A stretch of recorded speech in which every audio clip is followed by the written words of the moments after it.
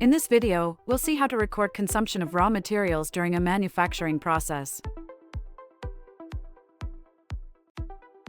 In the navigation bar, click on Items. Under Items, select Manage Stock. Within Manage Stock, click on Record Consumption. Click on New Record button shown in the top right corner. On this screen, we need to specify the warehouse and item details.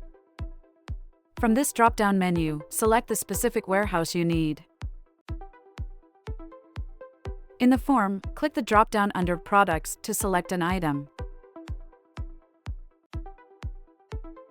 Enter the quantity in the Quantity field next to the selected product. Click the plus New Row button to add another product entry.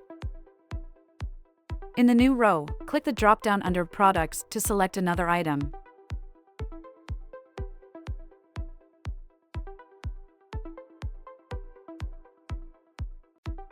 Select the drop-down menu in the newly added row under Products.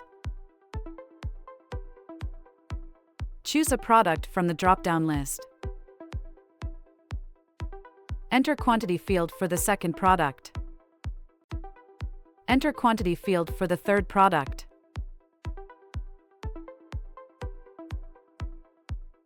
Click the Save button at the bottom of the form.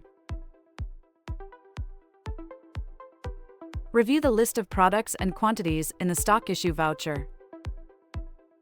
Let's examine how this record of consumption impacts the inventory in ProfitBooks.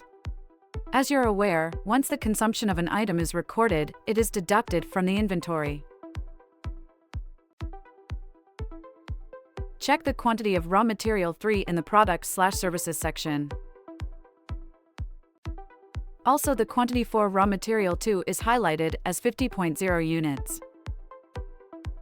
And the quantity for raw material is highlighted as 5. Now, after refreshing this page, will display the updated amount that has been deducted.